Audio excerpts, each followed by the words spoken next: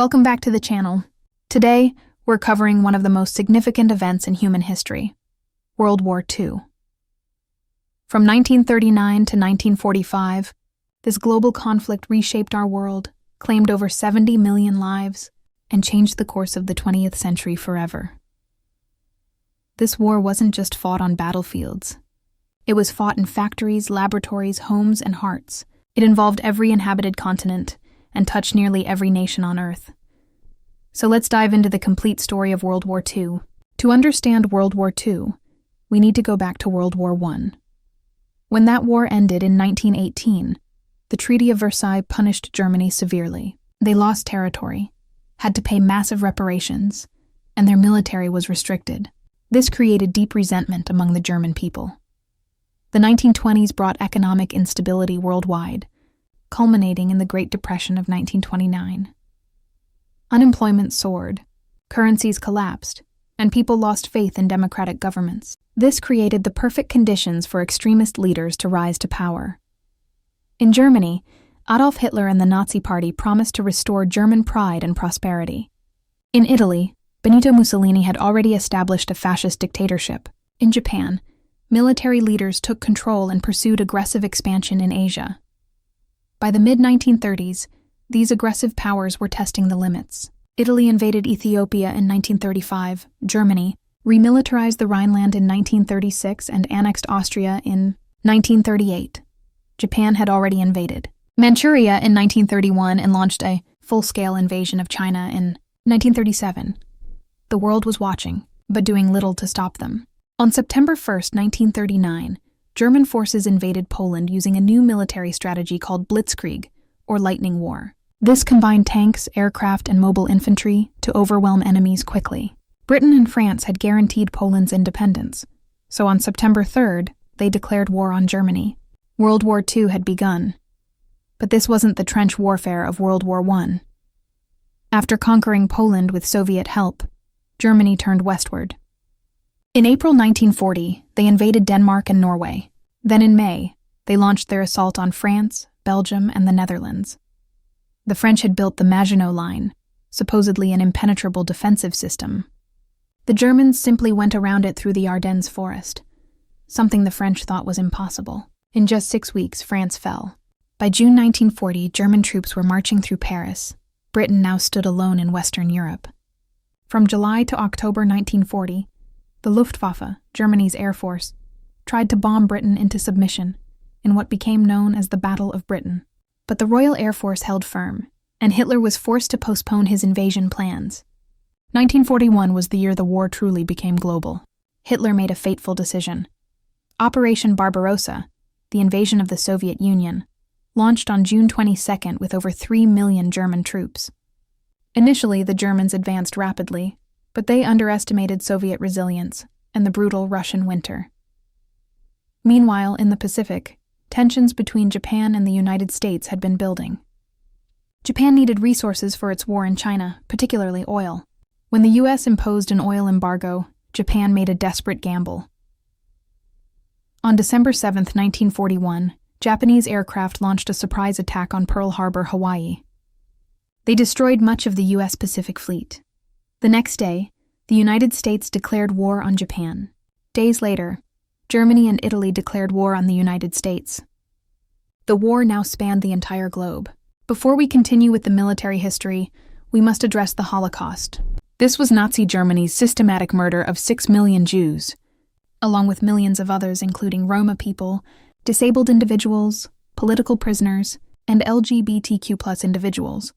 The Nazis established concentration camps and extermination camps across occupied Europe. Places like Auschwitz, Treblinka, and Bergen-Belsen became factories of death. This wasn't collateral damage from war. This was industrialized genocide, planned and executed with horrifying efficiency. Families were torn apart. People were transported in cattle cars to camps where many were immediately sent to gas chambers. Others died from starvation, disease, forced labor, or medical experiments. This represents one of humanity's darkest chapters, a reminder of what hatred and unchecked power can lead to. The period from 1942 to 1943 marked the turning point of the war. Let's look at 3 crucial battles. First, Stalingrad. From August 1942 to February 1943, German and Soviet forces fought for control of this strategic city. The battle was brutal, with fighting house to house, room to room. Eventually, the Soviets encircled the German Sixth Army. When they surrendered in February 1943, it was Germany's first major defeat.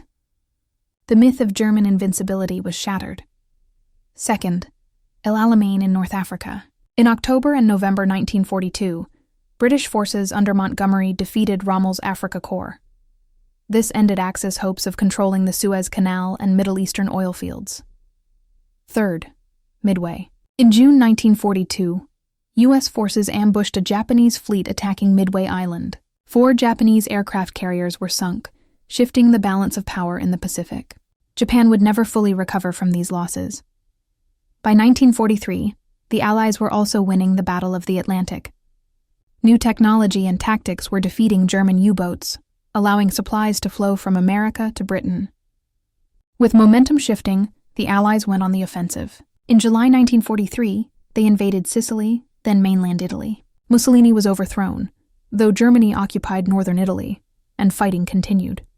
The Eastern Front saw massive tank battles like Kursk in summer 1943, the largest tank battle in history.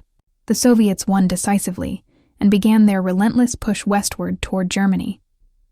Meanwhile, Allied bombers pounded German cities and industrial centers.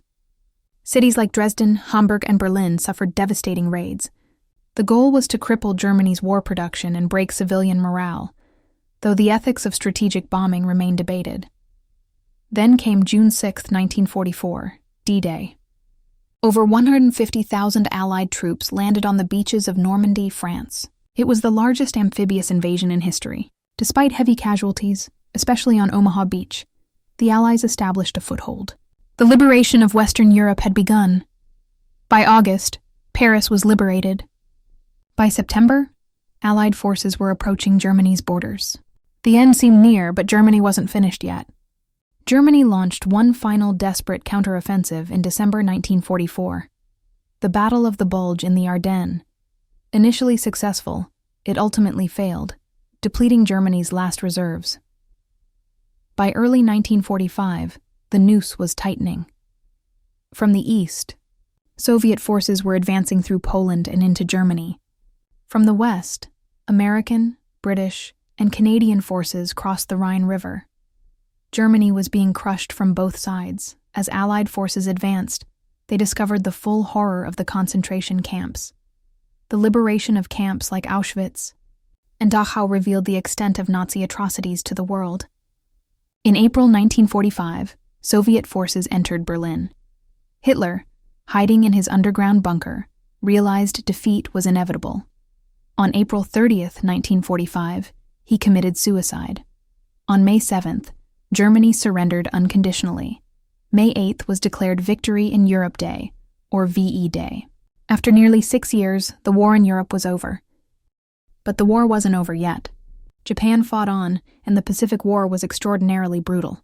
The U.S. pursued an island-hopping strategy, capturing strategic islands while bypassing others. Each island was fiercely defended. Battles like Iwo Jima and Okinawa in early 1945 showed that Japan would defend its home islands to the last. Kamikaze pilots deliberately crashed their planes into ships. Japanese soldiers rarely surrendered. U.S. planners estimated that invading Japan itself could cost over 1 million Allied casualties. The U.S. had been secretly developing a new weapon, the atomic bomb. President Truman faced an agonizing decision.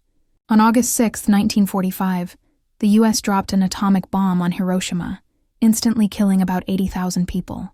When Japan didn't immediately surrender, a second bomb was dropped on Nagasaki on August 9th, killing about 40,000 instantly. These were the only times nuclear weapons have been used in warfare. The devastation was unprecedented. Combined with the Soviet declaration of war on Japan, Emperor Hirohito decided to surrender. On August 15, 1945, Japan announced its surrender, formalized on September 2nd aboard the USS Missouri. World War II was finally over. The cost of World War II is almost incomprehensible. Over 70 million people died, including about 50 million civilians. The Soviet Union alone lost about 27 million people. Poland lost a fifth of its population. Cities across Europe and Asia lay in ruins. The war also changed the global order completely.